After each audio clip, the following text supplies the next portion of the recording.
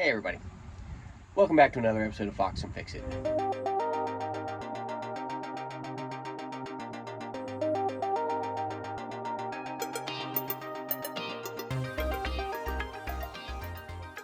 Today, I'm going to be replacing the rear shocks on my 1987 Dodge Ram 50 or Mitsubishi Mighty Max, whichever you want to call it and whichever you have.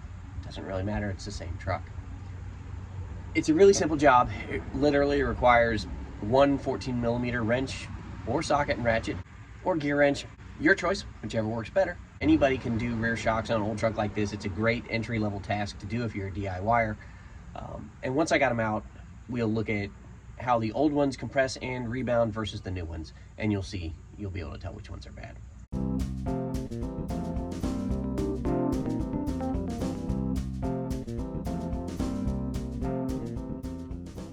I've got the two 14mm nuts off. Now, since these are the original shocks and they've been on there for 97, 07, 17, 35 years, the rubber is stuck to the mounting stud. So I'm just going to go get a pry bar so we can peel those right off. There we go. There we go. All right, that is one shock off. One thing I did notice when I was down here, this is the original spare tire and it's never been on the ground. I don't know that I'd want to use it, but neat. All right, well, enough about that. Let's take this shock back to the garage and see how it compares to the new one. All right, so rear shocks. This is passenger side, this one is driver's side. And the big difference in the corrosion is this is the one that is directly above the exhaust and the muffler. As you can see, the weather skirt on this one is completely rotted, whereas the weather skirt on the driver's side away from the exhaust is in much better shape. So I guess exhaust gases are corrosive. Who knew? Nothing fancy for a replacement. There's no lift. There's no plans to lift it. It's just fine the way it is. So what I did is I got some KYB gas shocks. I did not go with the cheapest entry-level one. I went with the mid-range. So it is the KYB Gas Adjust shock. I don't know that it's going to make any difference versus the cheapest KYB or Gabriel shock that was available, but it was on sale. So we spent a couple extra bucks to get a slightly better shock. All right, let's take a look at the difference between these two.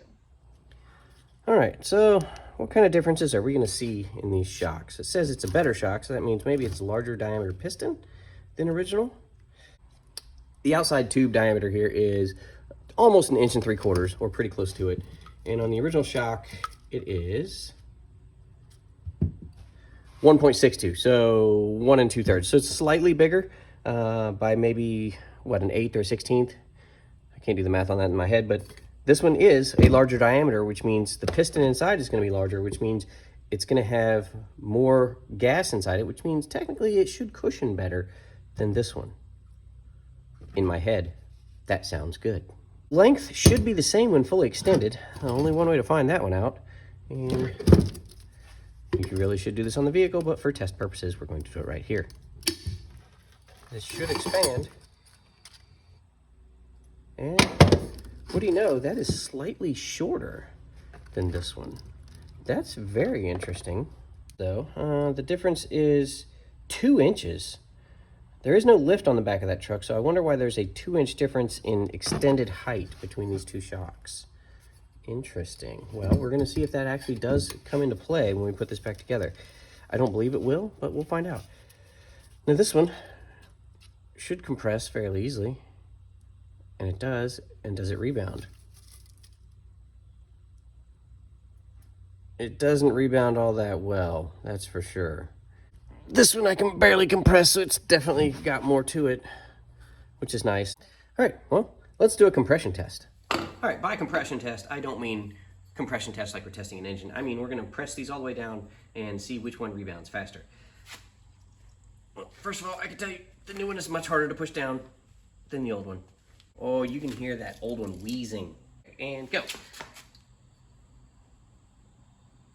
Yeah, see, there's your problem. All right, so as you can see, new one, harder to compress and rebounds a lot faster. That means it is gonna be able to soak up all the bumps and potholes and road debris and whatnot and so forth way better than this original one, which just recently returned to full extension, which still seems to be 2 inches longer for no apparent reason. It is what it is. Let's go put these new shocks in. All right, here's a moment of truth. We're gonna see if that difference in extended length means anything. I'm really, really hoping it doesn't, and I'm kind of betting that. We'll see. All right. Okay, well, it's definitely gonna fit. As you can see, this is probably about 3 inches of down travel versus what it would have been 5 on the other one. So you lose a little bit of suspension travel. But this is not some rock crawling off-roader. This is an everyday truck that's mostly going to be used just around town. So I don't think I'll ever miss that extra 2 inches of suspension down travel. There we go. That was very difficult to compress, but I'm okay with that. One thing you will have to do 99% of the time, especially with just regular shocks, if you're not getting some like Old Man Emu, Rancho, something like that, is you're going to have to reuse all your nuts and washers. So don't lose them, is what I'm saying.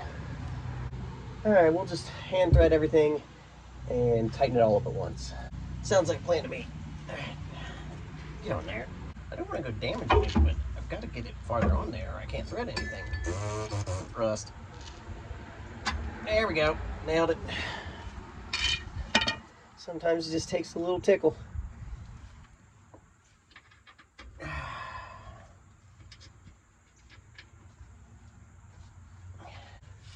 I probably should have just removed this spare tire. It's 35 years old, completely flat and in the way.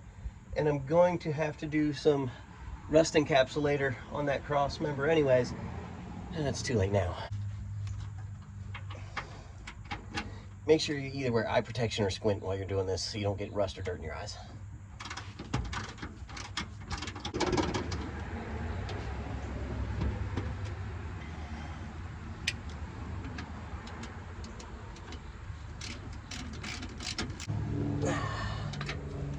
All right, that takes care of the rear shocks on this one. I don't have the front shocks yet.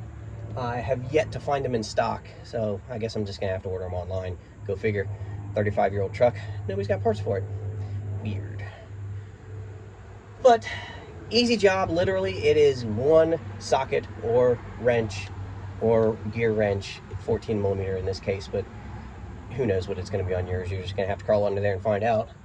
We got to see the difference between a good shock, a bad shock, a cheap bottom dollar shock, and a mid-grade shock. Or at least I think we did. Let me know in the comments if you think I did a poor job or good job or what. I don't know. Just if you got more ideas, basically comment is what I'm saying. All right, well, that's gonna do it for today. Don't forget to like, share, and subscribe. That way we can see you next time.